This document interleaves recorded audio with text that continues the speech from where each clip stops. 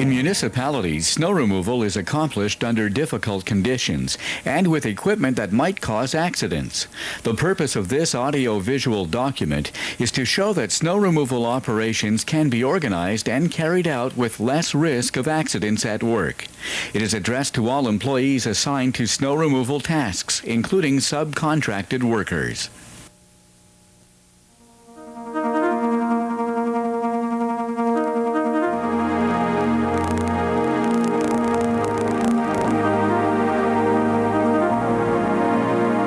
Early planning is important prior to snow removal season. Routes must be determined and their layouts must be well known to those involved. Inspection of each of the routes allows pinpointing of obstacles and consequently correcting situations in which accidents may occur otherwise, such as, for example, an over-elevated manhole cover or high unevenness between two sidewalk slabs. A meeting with last year's snow removal crews will provide important details in planning upcoming work.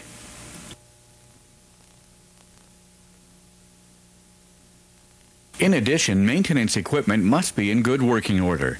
It must undergo a complete mechanical inspection before going into service. This ensures optimal performance of all mechanical components. Months have passed since the last time snow clearing crews have been on the road removing snow. Therefore, it's essential that the workers be well informed about their routes as well as the recommended working methods and techniques in order that snow removal be carried out efficiently and safely.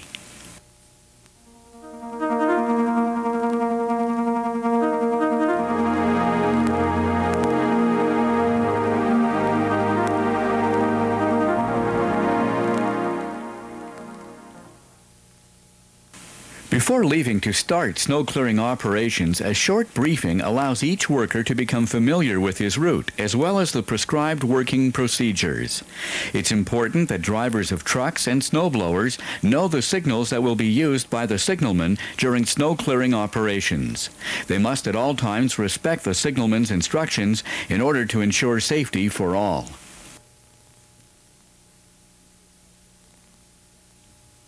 Exposure to freezing temperatures can cause problems such as numbness of the extremities of the body, chilblain, reduction in reflex actions and increased fatigue, uncontrollable shivers indicating loss of body heat, hypothermia.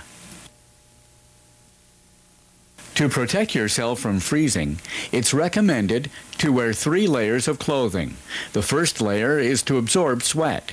The second is to keep body heat inside, and the third, a wind-cutting layer, will also keep moisture outside.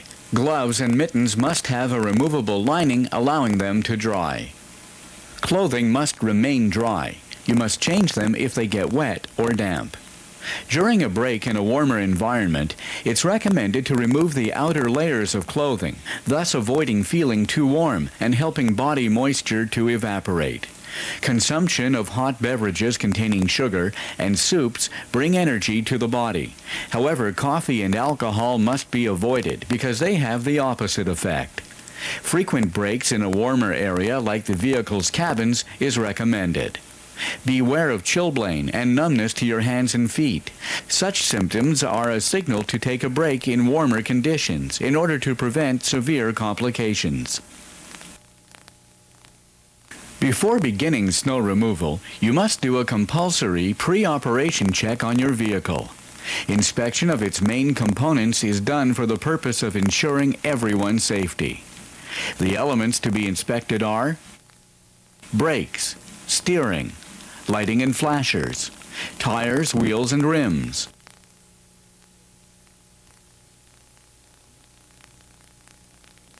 suspension, audible warning devices, wipers, mirrors, hydraulic systems, coupling systems, emergency equipment.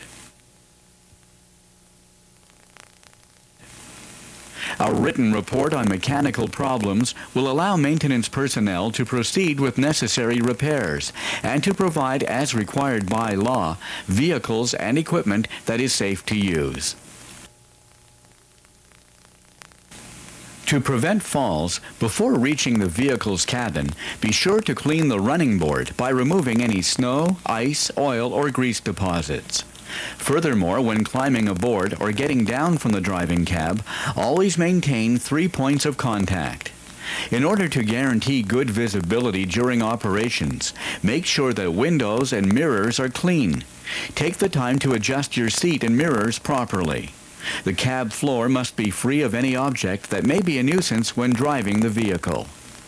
When filling up with gas or diesel fuel, the engine must be turned off, and smoking is strictly prohibited due to the risk of fire and explosion.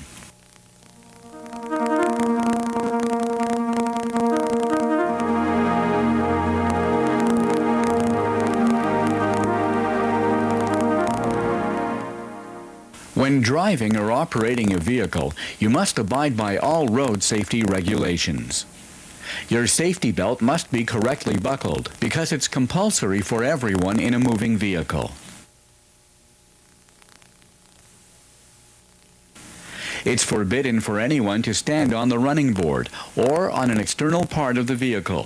For example, when transporting the signalman, ensure that he or she is seated in a vehicle that provides a passenger seat.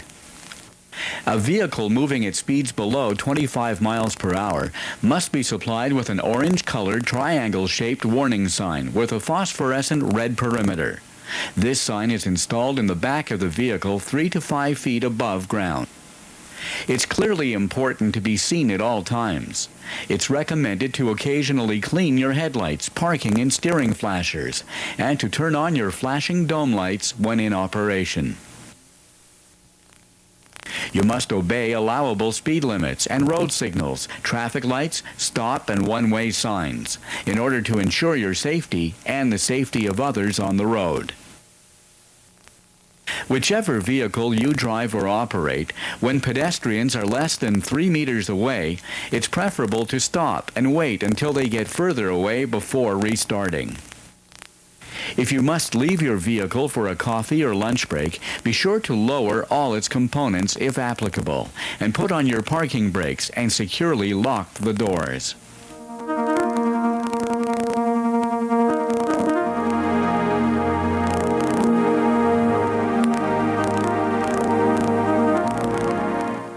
In a case where an accident occurs and when someone gets injured, what should you do? First, before helping an injured victim, you should evaluate the situation without panicking by looking over the area, rapidly ensuring that your own safety is not jeopardized.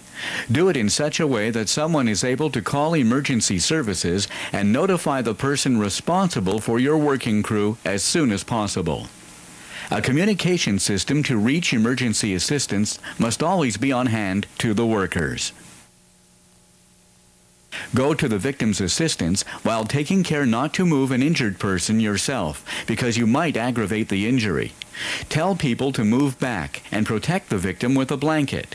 If necessary, ask a signalman to direct traffic in order to ensure your safety and that of the injured victim. While waiting for police, fire, or medical assistance, stay close to the injured individual and let them know help is on the way. We remind you that the employer must ensure that a first aid worker is in a position to intervene at all times during working hours. During a breakdown, if you must bring a vehicle to a standstill on a traffic lane, signaling devices must be installed in the following manner. On two-way traffic lanes, you must put in place an emergency flare, a safety lamp, or a reflector 10 feet behind the vehicle. A second device must be installed 90 feet behind the vehicle at the center of the lane. A third warning device must be put in the same way 90 feet in front of the vehicle. One-way traffic lanes. A warning device must be placed in the direction of the traffic 10 feet behind the vehicle. In addition, two others must be installed also in the center of the lane in the direction of the traffic at about 90 and 180 feet away from the immobilized vehicle. If you must get out of your vehicle during a breakdown or to help someone, it's suggested to put on an orange-colored vest with reflective stripes. Turn off the engine, put on your emergency brakes, and do not leave the keys in the ignition of your vehicle.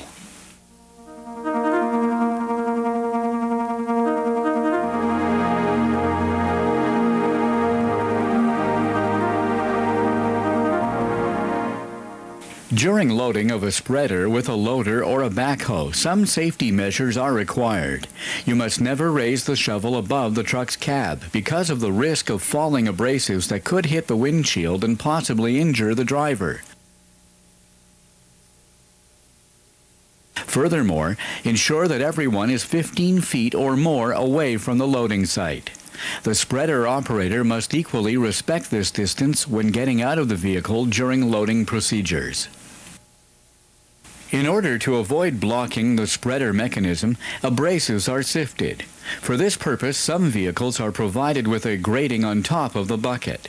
The operator must never climb over the grating to remove or break into pieces chunks of abrasives because of the danger of falls. In order to eliminate this practice, a fixed sifter can be put in place at the loading site, or a platform ladder with a safety guard may be used. The backhoe or the loader's shovel must always be lowered when waiting or when leaving your vehicle. During movement, in order to have better visibility, the shovel or the bucket must be lowered at all times, whether empty or full. As mentioned earlier, during spreading operations, you must respect all safety regulations for your protection and that of the others. Again, we remind you that your gyro lights, headlights, and flashers must be turned on.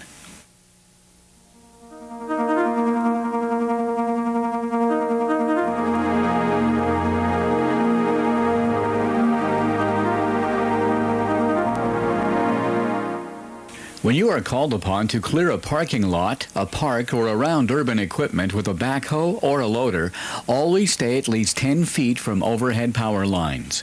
You must also leave a 12-inch wide protective layer of snow around city equipment or obstacles. Ensure that your backing alarm is operational so that anyone moving nearby will be able to hear the audible signal when you move backward. In addition, when waiting or when leaving your vehicle, always lower the shovel or bucket. The clearing out of buildings' entrances can be accomplished in part with a domestic snowblower. Before using such a piece of equipment, it is essential to know its operating use. If stones, objects, or chunks of ice come in contact with the auger, they can become dangerous projectiles. If someone gets within 15 feet or less, you must immediately stop the snowblower. When working near glass buildings or automobiles, it becomes impossible to maintain the 15 feet security gap. Ensure that the snowblower's stream is not directed toward the building or vehicles. To avoid falls, when working on slippery surfaces, slow maneuvering is important. This instruction is equally suitable when you move backwards. When you have to clear out a gravel passageway, it's recommended to slow down in order to prevent throwing rocks which could result in material damage or casualties. If the auger comes in contact with an object, turn off the engine immediately. Be sure that its rotary parts are completely immobilized before approaching it. If you must check or repair the snowblower, it's recommended that you take off the spark plug cable before undertaking repairs. When you leave the snowblower unattended, in addition to turning off the engine, you must pull out the spark plug cable or take any other action to ensure that starting up the snowblower will be impossible. Whenever you are asked to shovel or use a domestic snowblower, avoid excessive effort right after having a large meal. Also, smoking is forbidden when performing these tasks. To reduce strain when shoveling, you must use a shovel in good condition with a short handle and put your hand the closest possible to the metal plate. Furthermore, when snow is moist and heavy, take small shovelfuls. To reduce the risk of injuries to the back, it's advised to lift your knees. When clearing stairs, always start with the lower steps in order to prevent falls.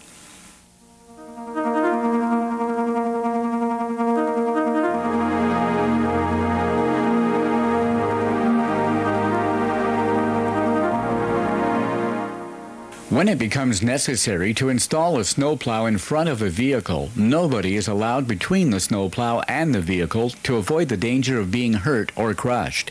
Coupling systems exist that allow the operator to install or remove the snowplow by undertaking the necessary maneuvers in the cab while being guided by someone standing outside the danger zone. Some vehicles are supplied with a side blade. When not in use, the blade must be raised and kept in place with a safety chain. Ensure that the chain can be installed from the ground to avoid falls. When clearing streets, it's important to drive slowly to avoid causing billowing clouds of snow that could hamper visibility among drivers and cause accidents. If you must work when there is a lot of billowing snow, it's advised to proceed in sequential manner, accompanied by a light truck as an escort. When operating a grader, we remind you that you must always be seated. Furthermore, if someone gets within less than 10 feet of your vehicle, stop your vehicle and wait until he or she is far enough away before restarting again. If you encounter an obstacle or collide with an object, you must stop your vehicle. When you must get out of your cabin for an inspection, you must first lower the blade to the ground and put on the safety brakes. Changing the blade cutters can be a risk for serious injuries. It must be undertaken by two people while respecting a few safety regulations. You must lay the grader's blade on struts. Then install wood blocks under the blade to support it. Always wear gloves for this task since the cutters are very sharp. Be watchful when carrying and installing a new blade.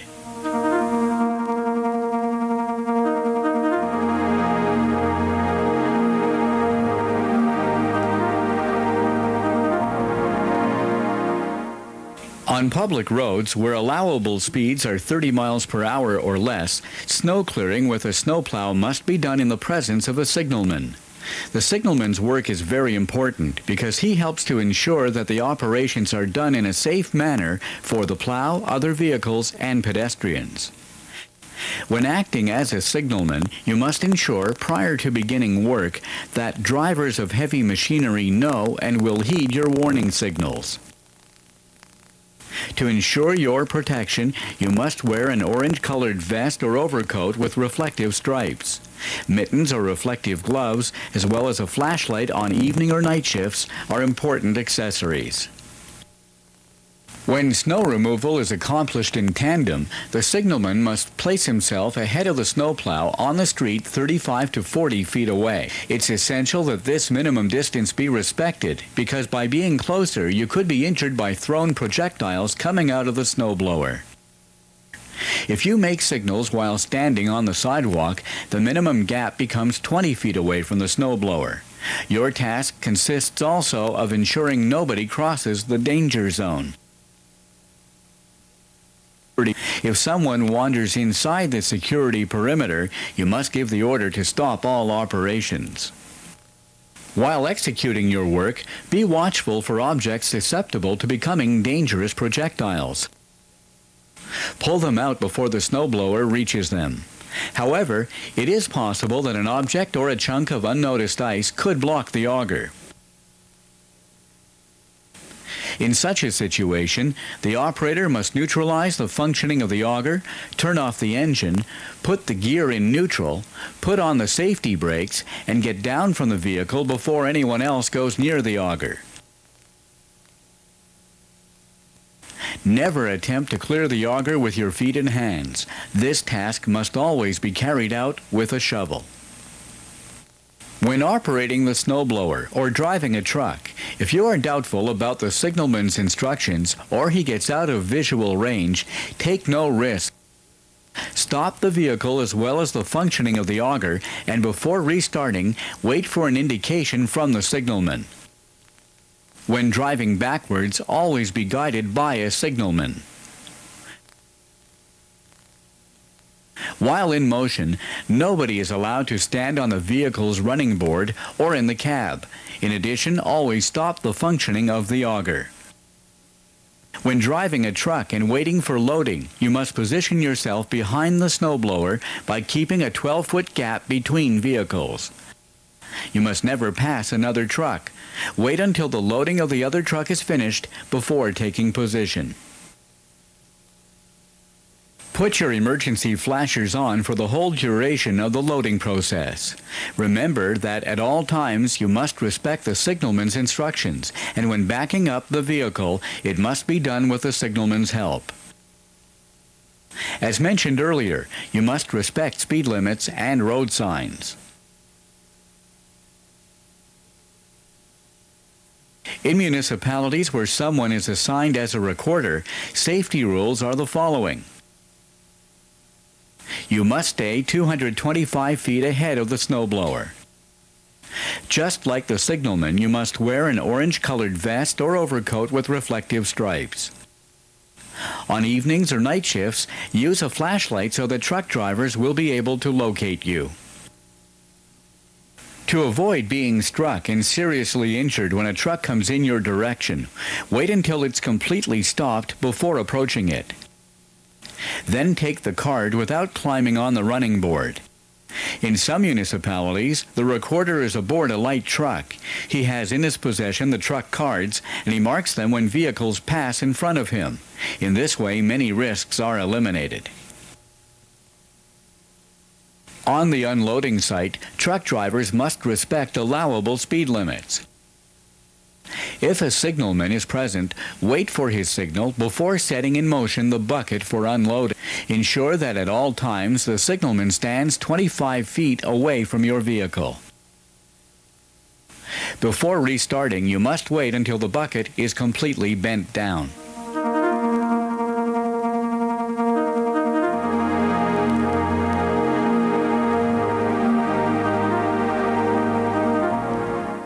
Before climbing into the cab of the snowplow, ensure that the access is free from any snow or ice deposits. Furthermore, always maintain 3 points of contact to access your cab. Do not forget to buckle your safety belt. You must respect all road traffic regulations. Before crossing or turning on a street corner, always stop to ensure no pedestrians or automobiles are in your way. We remind you that you must heed stop signs and traffic lights. Do not forget that the clearing of sidewalks must be carried out without exceeding speed limits, and that you must immobilize your vehicle as soon as a pedestrian gets within less than 10 feet of you. Leave a 12-inch protective layer of snow around lampposts, fire hydrants, and other urban property. Taking into account that you are working near heavy machinery that has a large blind spot, always remain 12 feet away from the vehicles. When clearing in tandem, keep a 90-foot space between both snowplows. When loading abrasives, the operator must ensure that the coast is clear and nobody wanders less than 10 feet from the snowplow. He must immobilize his vehicle by lowering the blade to the ground and by putting on the emergency brake. Invariably, snow removal operations entail risks. However, by taking good preventative measures, you can considerably reduce the risks to your workers' health and safety undertaking such operations.